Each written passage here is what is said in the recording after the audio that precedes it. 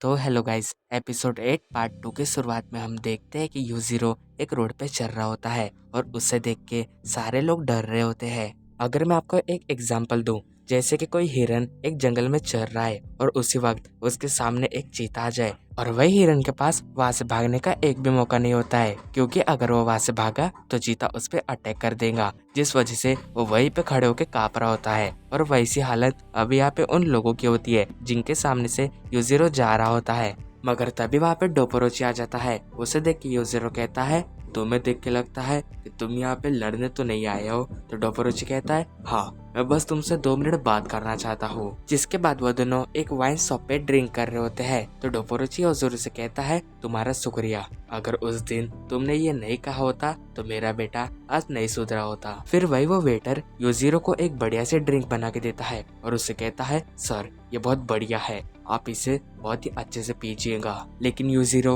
उस ग्लास को एक उंगली मार के हवा में उड़ा देता है और एकदम से उस पूरे ड्रिंक को पी लेता है। ये देख के डोपोरोची और वेटर बहुत ही हैरान हो जाते हैं। फिर यूजीरो कहता है, तुम सही हो, मैंने तुम्हारे बेटे के अंदर कई सारे बदलाव देखे हैं, लेकिन उस वजह से तुम अपनी जिम्मेदारी भूल चुके हो। तो डोपोरोची कहता है, मैं अपने बेटे की इतनी तरक्की देख के अपना ध्यान उस पे से हटा चुका था। इसके बाद यूजीरो उस वेटर से 10 साल पुरानी वाइन मांगता है। वो वेटर उसकी ये बात सुन के जल्दी से जाके वो वाइन निकाल लेता है और यूजीरो से कहता है, सर आप इसे शॉट लेना पसंद करोगे? तो यूजीरो कहता है, मुझे वो बॉटल दो और एक जग दे दो। जिसके बाद यूजीरो उस बॉटल को पीछे से तोड़ के उस पूरी वाइन को एक जग के अंदर निकाल लेता है और एक ही बार में पूरी वाइन पी जाता है।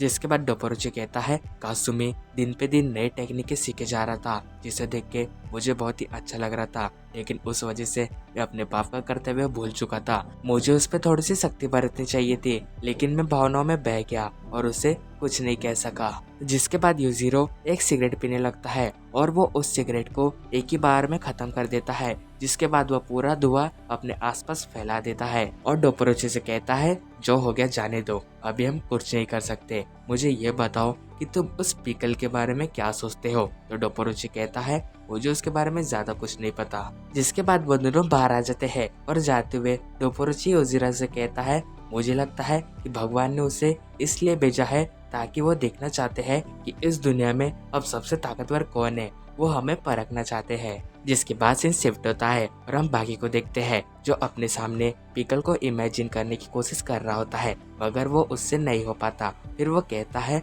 मैंने तो पिकल को इतने करीब से देखा हो, मैं उसके लड़ने की हर टेक्निक को जानता हूँ, मगर तब भी मैं उसे अपने सामने इमेजिन क्यों नहीं कर पा रहा हूँ। मगर तभी वहाँ पे रेसो आ जाता है, जो बाकी से कहता है, ओ तो यहाँ पे प्रैक्टिस चल रही है, तो ये तुम्हारी जगह है जहाँ पे तुम प्रैक्टिस करते हो। तो बाकी बताता है, हाँ मैं प्रैक्टिस करना तो चाह रहा हूँ, मगर मुझसे प्रैक्टिस नहीं हो पा रही है, तो मुझे ये बताइए आप उस पिकल के बारे में क्या जानते हो? तो रेसो कहता है, मुझे उसके बारे में ज्यादा कुछ नहीं पता। यह सुन के बाकी कहता है, क्या बात है, आप दोनों उसके साथ लड़ चुके हो, मगर आपको उसके बारे में कुछ नहीं पता। जिसके बाद बाकी अजीब सी हरकतें करने लगता है, क्योंकि उसे पिकल के साथ लड़ने में बहुत ही तलब हो रही होती है। बाकी कहता है, मुझे उस पिकल से लड़ना है, उसे खत्म करना है। बाकी को ऐसा देख के रेसो समझ जाता है कि उसे सच में पिकल के साथ लड़ना है। तो वो बाकी से कहता है, ठीक है, कल हम जाके तोकुगावा से बात कर लेंगे। तो ये सुन के बाकी कहता है, नहीं, हम तोकुगावा से बात नहीं करेंगे, कल सुबह होते ही हम उस पिकल से लड़ने को चले जाएंगे। जिसके बाद हम उस जगह को देखते हैं जहाँ पे पिकल को रखा गया होता है, मगर तभी हम देखते हैं कि कोई बंदा पूरे दरवाजे तोड़ के पिकल की ओर बढ़ रहा होता है और वो बंदा होता है जैक हनमा, जिसे देख के पिकल लड़ने के लिए तैयार हो जाता है। और इसी के साथ हमारा एपिसोड 8 का पार्ट 2 एंड होता है। Thank you for watching my video.